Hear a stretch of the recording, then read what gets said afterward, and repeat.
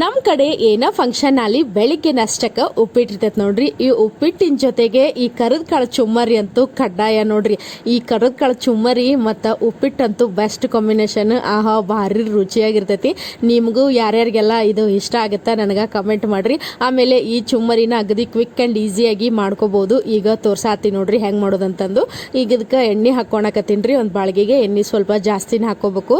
ಈಗ ನೋಡ್ರಿ ಸಾಸ್ವಿ ಜೀರಿಗೆ ಚಟಪಟ ಅಂದಿಂದ ಈಗ ನಾನು ಒಂದು ಸ್ವಲ್ಪ ಕಾಳು ಹಾಕ್ಕೊಳತ್ತೀನಿ ರೀ, ಶೇಂಗಾದ ಕಾಳು. ಇವನ್ನೂ ಸ್ವಲ್ಪ ಜಾಸ್ತಿನ ಹಾಕೋಬೇಕು ನೋಡ್ರಿ. ಆಮೇಲೆ ಒಂದು ಸ್ವಲ್ಪ ಕರಿಬೇವು ಹಾಕ್ಕೊಂಡು 1-2 ಗಡ್ಡಿ ಜಜ್ಜಿದ್ದ ಬೆಳ್ಳುಳ್ಳಿ ಹಾಕ್ಕೊಳತ್ತೀನಿ ನೋಡ್ರಿ. ಒಂದು ಸ್ವಲ್ಪ ಅರ್ಶಿಣ ಪುಡಿ ಹಾಕ್ಕೊಂಡು 1-2 ಸ್ಪೂನ್ ಆಗುವಷ್ಟು ಖಾರದ ಪುಡಿ ಹಾಕ್ಕೊಳತ್ತೀನಿ ನೋಡ್ರಿ. ರುಚಿಗೆ ತಕ್ಕಷ್ಟು ಉಪ್ಪು ಹಾಕೋಬೇಕು. ನಮ್ಮ ಕಡೆ ಖಾರ ಪುಡಿ ಒಳಗೆ ಉಪ್ಪು ಇರ್ತೈತೆ ರೀ, ಹಾಗಾಗಿ ನಾನು ಸ್ವಲ್ಪ ನೋಡಿಕೊಂಡು ಉಪ್ಪು ಹಾಕ್ಕೊಳಕತ್ತಿದ್ದೆ. ಈಗ ನೋಡ್ರಿ ಮಸಾಲ ಎಲ್ಲ ರೆಡಿನ ಆಗಿಬಿಡ್ತು. ಈಗ ಇದನ್ನು ಒಂದು ಸ್ವಲ್ಪ ಆರಾಕ್ಬಿಟ್ಟು ಚುಮ್ಮರಿ ಹಾಕತ್ತೀನಿ ನೋಡ್ರಿ. ಈಗ 1-2 ಬುಟ್ಟಿ ಆಗುವಷ್ಟು ಚುಮ್ಮರಿನ ಹಾಕಾಕತ್ತೀನಿ ನಾನು. ಈಗ ಇದನ್ನ ಚಂದಾಗ ಕಲಸ್ಕೊಡೋಣಂತ.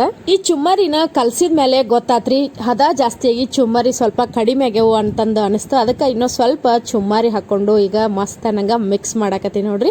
ಮಿಕ್ಸ್ ಮಾಡಿ 1-2 ಸ್ಪೂನ್ ಆಗುವಷ್ಟು ಸಕ್ರೆ ಪುಡಿನ ಹಾಕೊಳಕತ್ತೀನಿ. ಸಕ್ರೆ ಪುಡಿ ಅಂದ್ರೆ ಸಕ್ರಿನ ಮಿಕ್ಸಿಗೆ ಹಾಕಿ ಈ ಪುಡಿ ಮಾಡ್ಕೊಂಡು ಈಗ ಹಾಕಿರ್ತೀವಿ ನೋಡ್ರಿ. ಭಾರಿ ರುಚಿ ಆಗತ್ತ.